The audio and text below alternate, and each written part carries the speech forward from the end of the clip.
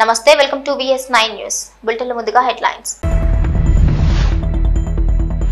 శ్రీకాళహస్తి ఆలయంలో స్వామివారి నిత్య కళ్యాణోత్సవ సేవ. నేత్రపర్వంగా స్వామి అమ్మవార్ల కళ్యాణం. రాష్ట్రానికి తక్కువ ఖర్చుతో విద్యుత్ కొనుగోలు ఒప్పందం చేసుకుని సంపద సృష్టించింది ఒక్క వైఎస్ఆర్సీపీని మాజీ ముఖ్యమంత్రి వైఎస్ జగన్. కొత్తకొండ వీరభద్రస్వామిని దర్శించుకున్న మంత్రి పొన్నం. ఆలయానికి 10 లక్షల రూపాయలతో మెట్ల మార్గానికి శంకుస్థాపన.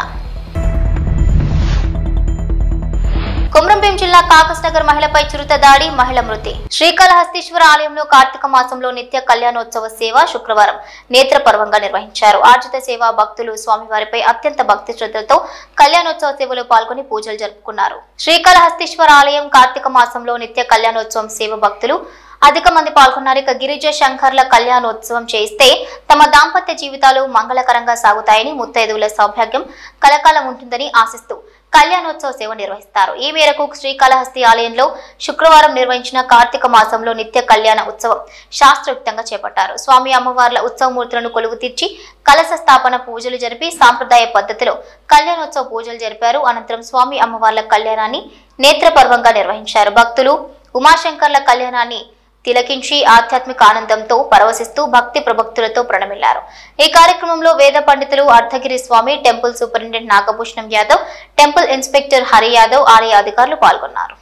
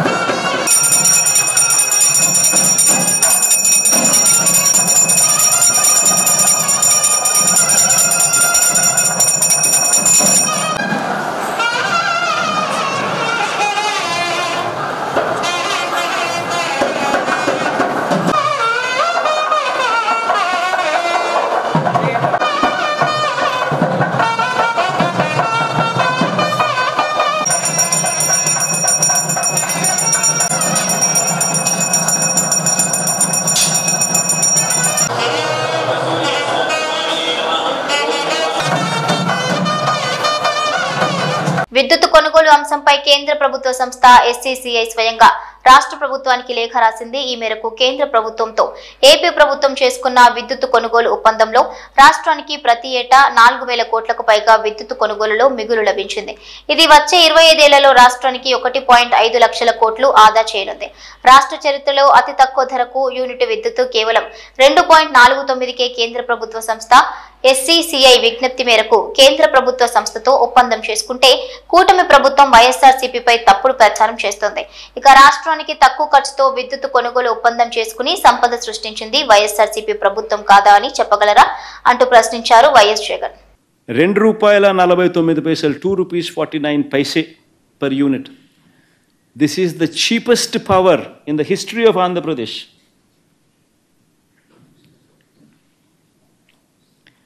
History of Andhra Pradesh lo idi cheapest power.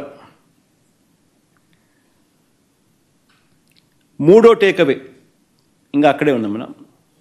ఇంక మూడో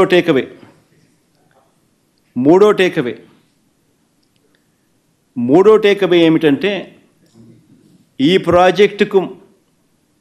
ప్రాజెక్టుకు మాత్రమే inter state transmission charges waiver అంటే ఉండవు అనే కేంద్ర ప్రభుత్వం యాజ్ ఎ స్పెషల్ ఇన్సెంటివ్ కేంద్ర ప్రభుత్వం రాష్ట్ర ప్రభుత్వానికి స్పెషల్ ఇన్సెంటివ్ ఇస్తూ లేఖలో మెన్షన్ చేయడం. నేను ఇవాళ మిమ్మల్ని అందరినీ కూడా అడుగుతా ఉన్నా, సంపద సృష్టి అంటే ఏమిటి అని. ఇంకొక ఎగ్జాంపుల్ కూడా చెప్తాం మీకు సంపద సృష్టి మీద. ఒకసారి గమనిస్తే average cost of procurement in Andhra Pradesh ఎంత అని చెప్పి ఒకసారి చూస్తే ₹5.10. మనకు 17,000 మిలియన్ యూనిట్స్ 17,000 మిలియన్ యూనిట్స్ మనకు ₹2.49కే మనకు కేంద్ర ప్రభుత్వం ఇవ్వడానికి ముందుకొచ్చింది. అంటే ₹5.10 నుంచి ₹2.49కు అంటే ₹2.60 పర్ యూనిట్ సేవింగ్. ఉజ్జాయింపుగా చెప్తాను, ₹2.61 కరెక్ట్గా చెప్పాలంటే. మాస శివరాత్రి సందర్భంగా భీమదేవరపల్లి మండలం కొత్తకొండ వీరభద్రస్వామి వారికి రవాణా మరియు బీసీ సంక్షేమ శాఖ మంత్రి పొన్నం ప్రభాకర్ కోడెమొక్కులు చెల్లించుకుని ప్రత్యేక పూజలు చేశారు. కొత్తకొండలో కొండపైన ఉన్న పురాతన వీరభద్రస్వామి ఆలయానికి 10 లక్షల రూపాయలతో మెట్ల మార్గానికి శంకుస్థాపన చేశారు. తర్వాత కొత్తకొండలో నూతన పల్లె దవాఖానను ప్రారంభించారు. మంత్రి మాట్లాడుతూ ఈ రోజు మాస శివరాత్రి సందర్భంగా భద్రకాళి సమేత వీరభద్రస్వామి ఆశీర్వాదం తీసుకోవడం జరిగింది. తెలంగాణ రాష్ట్రం అన్ని రకాలుగా అభివృద్ధి చెందాలని, మంచి వర్షాలతో ప్రకృతితో వ్యవసాయం, పరిశ్రమలు, ఆర్థిక ఇబ్బందులు లేకుండా రాష్ట్ర ప్రజలకు అన్ని రకాలుగా ప్రయోజనాలు కలగాలని, ప్రజలు ఆయురారోగ్యాలతో సుఖ సంతోషాలతో ఉండాలని ఆ దేవుడిని కోరుకున్నారు. ఇక ప్రభుత్వం తరపున అనేక రకాల కార్యక్రమాలు చేపడుతున్నామని, ఇప్పటికే 2 లక్షల రూపాయల వరకు రుణమాఫీ జరిగింది. కుటుంబ నిర్ధారణ పూర్తయి 2 లక్షలలోపు రుణమాఫీ ఉన్నవారు 4 లక్షల మందికి రేపు రుణమాఫీ జరుగుతుంది. ప్రభుత్వం ఉచిత ఆర్టీసీ బస్సు, 200 యూనిట్ల ఉచిత విద్యుత్, 500కి గ్యాస్ అందిస్తుంది. నియోజకవర్గానికి 3,500 ఇందిరమ్మ ఇళ్ల ఎంపిక జరుగుతోంది. త్వరలోనే రేషన్ కార్డులు వస్తాయని అన్నారు. మాస శివరాత్రి సందర్భంగా శ్రీ భద్రకాళి సమేత శ్రీ కొత్తకొండ వీరభద్ర స్వామి గారి ఆశీస్సులు తీసుకొని తెలంగాణ రాష్ట్రం అన్ని రకాలుగా అభివృద్ధిలోకి రావాలని, వర్షం, ప్రకృతి, వ్యవసాయం, పరిశ్రమ, వృత్తి అన్ని రకాల ఆర్థికపరమైన ఇబ్బందులు లేకుండా రాష్ట్ర ప్రజలకు అన్ని రకాల ప్రయోజనాలు కలగాలని, అందులో హుస్నాబాద్ ప్రాంతానికి అందరూ కూడా సుఖ సంతోషాలతో ఉండాలని ఆ భగవంతునికి అన్ని రకాల పూజలు, ప్రార్థనలు చేసినాం. పూజలకు, ప్రార్థనలకే పరిమితం కాకుండా ప్రభుత్వం తరఫున అనేక కార్యక్రమాలు తీసుకొని ఈరోజు ముందుకు పోతా ఉన్నాం. 2 లక్షల రూపాయల రుణమాఫీకి సంబంధించి కూడా ఏదైతే ఒక ఫ్యామిలీ గ్రూపింగ్ ఉందో ఆ గ్రూపింగ్ చేసినటువంటి 4 లక్షల మందికి కూడా రేపు 30వ తారీఖు నుంచి 2 లక్షల రూపాయల రుణమాఫీ జరుగుతూ ఉంది. 2 లక్షల పై వాళ్లకు షెడ్యూల్ ఇచ్చి తొందరలోనే దాన్ని కూడా తీసుకోవడం జరుగుతుంది. 200 యూనిట్ల ఉచిత విద్యుత్ కావచ్చు, ఉచిత బస్సు కావచ్చు, తొందరలోనే గ్రామ వారీగా ఇందిరమ్మ ఇండ్ల ఎంపిక కావచ్చు, రేషన్ కార్డుల పంపిణీ కావచ్చు, ఇవన్నీ కూడా జరగబోతా ఉన్నాయి. ఈ సందర్భంలో చిన్న చిన్న అంశాలకు సంబంధించి తప్పకుండా వాటి పట్ల కూడా ప్రభుత్వం చాలా అప్రమత్తంగా ఉన్నది. ఈ సందర్భంలో రాష్ట్రంలో బాధ్యులు గల అధికారులు ఎవరైతే దీనికి సంబంధించినటువంటి పర్యవేక్షణ చేయాలో హాస్టల్ లోపల అక్కడక్కడ ఫుడ్ పాయిజన్ అయి ఇబ్బంది జరుగుతున్న పరిస్థితులల్లో నిన్ననే ఒక కొత్త కమిటీ వేసాం, ఫుడ్ సేఫ్టీ కమిటీ అని. అది మండల స్థాయిలో ఉంటుంది, జిల్లా స్థాయిలో ఉంటాయి. ఎక్కడైనా ఏదైనా గురుకుల లేదా రెసిడెన్షియల్ హాస్టల్స్లలో ఫుడ్ పాయిజన్ లాంటి పరిస్థితి ఏర్పడితే ఆ సంబంధిత అధికారులు బాధ్యులవుతారు. ప్రభుత్వం తరఫున అన్ని రకాల చర్యలు తీసుకుంటా ఉన్నాం. మెస్ ఛార్జీలు పెంచారు, కాస్మెటిక్ ఛార్జీలు పెంచారు, అక్కడ ఉండబడేటువంటి మౌలిక సదుపాయాలను కలిగిస్తా ఉన్నాం. పంచాయతీరాజ్ తరఫున ఈజీఎస్కు సంబంధించిన అన్ని రకాల ఆ స్కూల్ యొక్క పరిసర ప్రాంతాలు శుభ్రంగా ఉండేలా ఈజీఎస్ కింద పనిచేయమని కూడా ఆదేశాలు ఇచ్చినాం. జిల్లా కలెక్టర్లు లేదా ఇతర జిల్లా స్థాయి అధికారులందరూ కూడా, ప్రజాప్రతినిధులు కూడా ఖచ్చితంగా ఈ హాస్టల్ సందర్శన చేయాలి అధికారులతో పాటు అని చెప్తా ఉన్నాం మా ప్రభుత్వం, మా ముఖ్యమంత్రి గారు. సో వీటి పట్ల ప్రత్యేక శ్రద్ధ తీసుకొని నేను కూడా ఒక బ్యాక్వర్డ్ క్లాస్ వెల్ఫేర్ మినిస్టర్గా నేను అందరికీ విజ్ఞప్తి చేస్తున్నా. ఇది ఒక సామాజిక బాధ్యత. పిల్లలు తల్లిదండ్రులను వదిలిపెట్టి మీ సంరక్షణలో పెరుగుతున్నటువంటి వాళ్ళను మన పిల్లల్లాగా చూసుకునేటువంటి బాధ్యత ఆయా పాఠశాలలో పనిచేస్తున్నటువంటి టాప్ టు బాటం ఉద్యోగులందరిది. ఎక్కడ నిర్లక్ష్యం వహించినా ప్రభుత్వం ఉపేక్షించదు, తగిన చర్యలు తీసుకుంటుందనే మాట ఈ సందర్భంగా మనం చేస్తున్నాం. రాజకీయానికి వస్తే ఇవాళ దీక్షా దివస్ పేరు మీద టీఆర్ఎస్ పార్టీ చేస్తూ ఉన్నది. సంతోషం. దీక్షా దివస్ మీకు తెలుసు, దీక్షా దివస్లో నిరాహార దీక్ష విరమింపు చేస్తే ఆ కాడిని విద్యార్థులు, ఉస్మానియా విద్యార్థులు ఎత్తుకున్నారు. మళ్ళా నేను ఇలా ఈ దినం రోజు రాజకీయంగా ఎక్కువ విమర్శలు చేయదలుచుకోలేదు, కానీ ఒక్కసారి ఆత్మవిమర్శ చేసుకోండి. మేము తెలంగాణ ఎంపీలుగా తెలంగాణ సాధనలో ఏ పాత్ర పోషించినామో, తెలంగాణ ఇవ్వాలనే దృఢ సంకల్పంతో ఒకవేళ సోనియా గాంధీ గారు లేకుండా ఉంటే తెలంగాణ రాష్ట్రం ఏర్పడేదా ఒకసారి ఆలోచన చేసుకోవాలి. అటువంటి సోనియా గాంధీ గారిని పట్ల కృతజ్ఞులుగా కాకుండా కృతజ్ఞతలుగా ఉండేటువంటి ప్రయత్నం చేయండి అన్ని రాజకీయ పార్టీలు. మరి ఈ రోజు పరిస్థితులలో భారతీయ జనతా పార్టీ నాయకత్వం కూడా మరొకసారి జవాబు చెప్పాల్సిన అవసరం ఉన్నది. తెలంగాణ రాష్ట్ర ఏర్పడినటువంటిది దీర్ఘకాలిక ప్రజల ఆకాంక్ష. ఈ తెలంగాణ సాధించుకోవాలని అనేక మంది ప్రాణాలు అర్పించినారు. తెలంగాణ సాధన కొరకు ఒక దశాబ్దాల కాలంగా పోరాటం జరిగింది.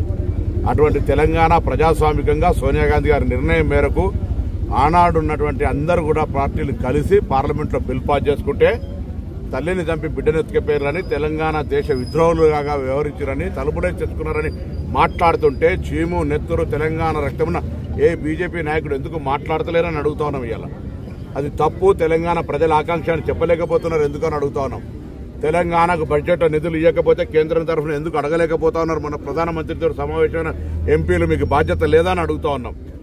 తెలంగాణ మొత్తంలో వరదలలో ఇబ్బంది పడి 1000 కోట్లు 10,000 కోట్ల నష్ట ప్రతిపాదనలు ఇస్తే ముష్టి 400 కోట్లు ఇస్తే మీకు కనీసం బుద్ధి జ్ఞానం కలుగుతలేదా అని అడుగుతా ఉన్నాం.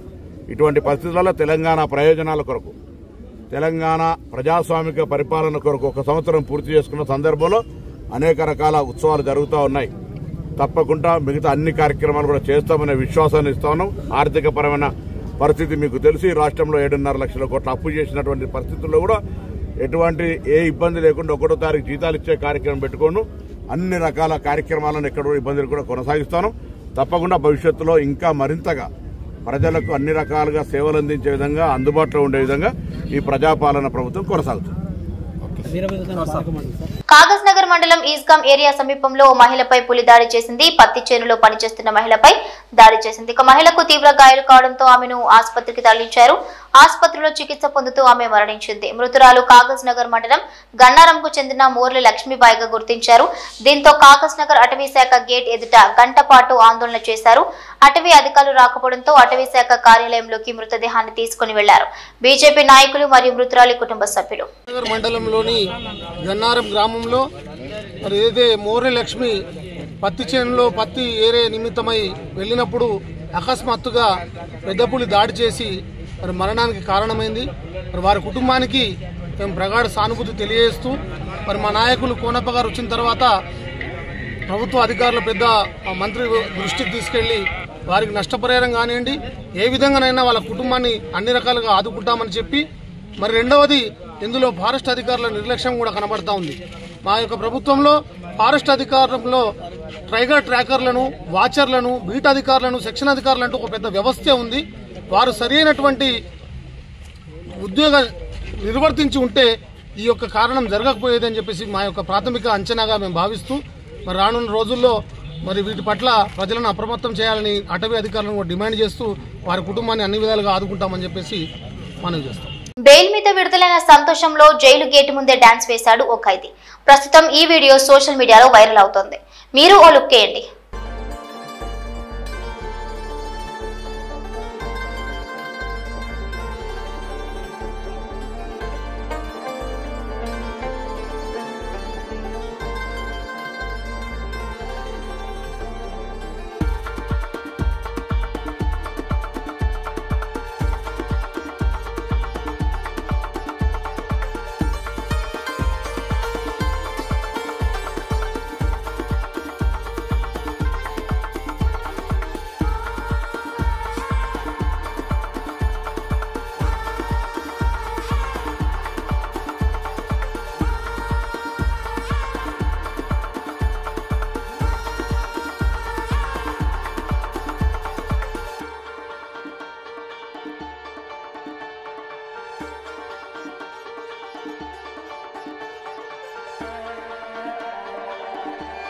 డ్రగ్స్ కు వ్యతిరేకంగా తెలంగాణ ప్రభుత్వం చేస్తున్న కృషికి మద్దతుగా అల్లు అర్జున్ ఓ వీడియోను రిలీజ్ చేశారు.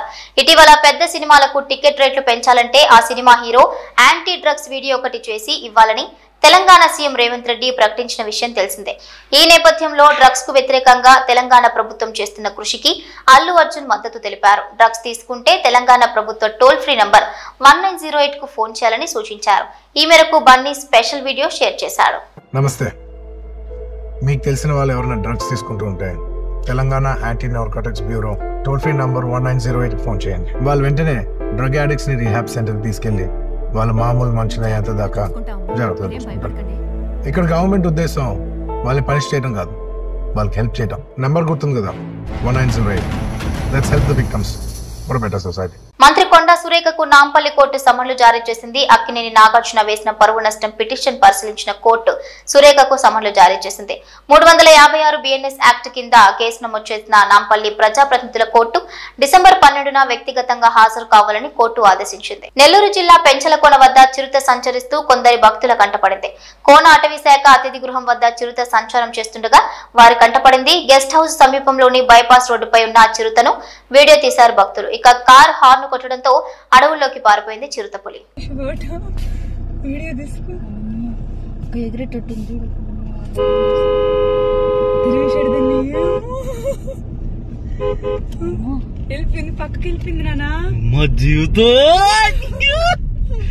ఏపీ నుంచి పూణేకు తరలి వెళ్తున్న 53 లక్షల విలువ చేసే గంజాయిని భద్రాచలం ఆర్టీఓ చెక్పోస్ట్ వద్ద పట్టుకున్నారు. ఆంధ్రప్రదేశ్ డొంకరాయి నుంచి మహారాష్ట్రలోని పూణేకు 210 కేజీల గంజాయిని కారులో తరలిస్తూ ఉండగా భద్రాచలం ఆర్టీఓ చెక్పోస్ట్ వద్ద Bhadrachalam excise police station CI Rahim ఉనిసా Begum మరియు సిబ్బంది కలిసి పట్టుకున్నారు. పట్టుకున్న 210 కేజీల గంజాయి విలువ 53 లక్షలు ఉంటుందని అంచనా. ఇక గంజాయితో పాటు 5 లక్షల విలువ చేసే కారు, 2 సెల్ ఫోన్లను స్వాధీనం చేసుకున్నారు. గంజాయిని పట్టుకున్న భద్రాచలం ఎక్సైజ్ పోలీసులను సిఐ రహీం ఉనిసా బేగం, ఎస్ఐ సిబ్బందిని excise enforcement director VB Kamal Haasan Reddy, joint commissioner Qureshi, assistant commissioner G Ganesh అభినందించారు.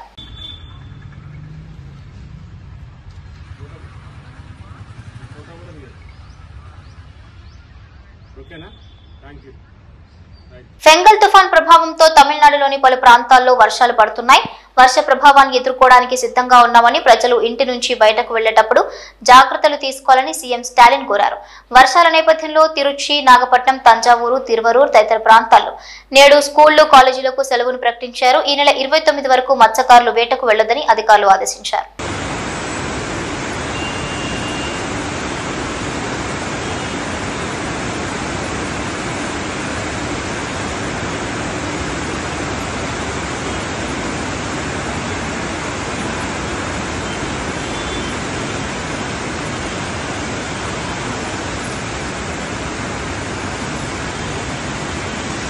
తిరుపతి జిల్లా టాలీవుడ్ స్టార్ హీరోయిన్ కీర్తి సురేష్ ఈ రోజు ఉదయం తిరుమల శ్రీ వెంకటేశ్వర స్వామి వారిని దర్శించుకున్నారు.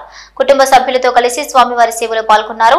ఇక ఈ సందర్భంగా కీర్తి సురేష్ తన పెళ్లిపై వస్తున్న వార్తల గురించి మీడియా ప్రశ్నించగా తిరుపతిలో తన పెళ్లిపై మరోసారి క్లారిటీ ఇచ్చింది కీర్తి. తన పెళ్లి ఎప్పుడు ఎక్కడో వివరించింది. అయితే ఈ సందర్భంగా కీర్తి సురేష్ మాట్లాడుతూ త్వరలోనే పెళ్లి చేసుకోబోతున్నట్లుగా తెలిపారు. గోవాలో వచ్చే నెల తన వివాహం జరగనుందని చెప్పుకొచ్చింది. ఇక పెళ్లి దగ్గర పడుతుండటంతో శ్రీవారి దర్శనం కోసం తిరుమలకు వచ్చినట్లుగా తెలిపారు. డిసెంబర్ 11, 12 తేదీల్లో తమ వివాహం జరగనుందని స్వయంగా తెలిపారు కీర్తి సురేష్. అలాగే నెక్స్ట్ తను చేసిన బేబీ జాన్ సినిమా రాబోతోందని తెలిపింది. ఇకపోతే తన చిన్ననాటి స్నేహితుడైన యాంటోనీతో చాలా కాలంగా ప్రేమలో ఉంది ఈ భామ. దాదాపు 15 ఏళ్ల రిలేషన్ లో ఉన్న కీర్తి పెద్దలను ఒప్పించి వచ్చే నెల గోవాలో వివాహం చేసుకోబోతుంది.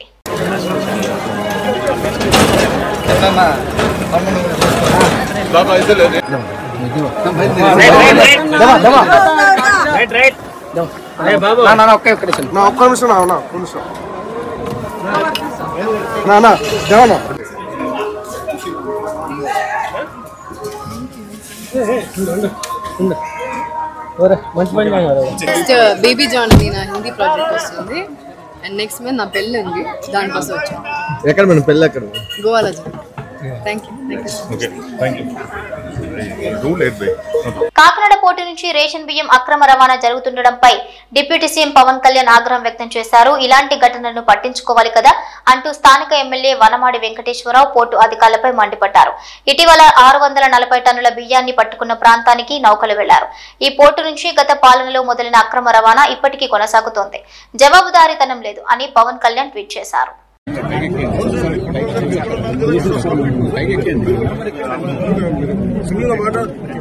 కూర్చొని ఏం మాట్లాడడం అక్రమ రవాణా జరుగుతున్నాయమ్మా, మీరు కూడా కాకుంటే ఎట్లా?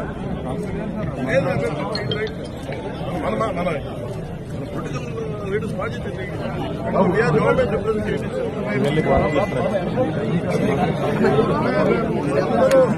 ఫైట్ చేసింది, కొట్లాడింది అక్రమ రవాణా బియ్యం ఉన్నది. మరి కూర్చొని మనం చూస్తూ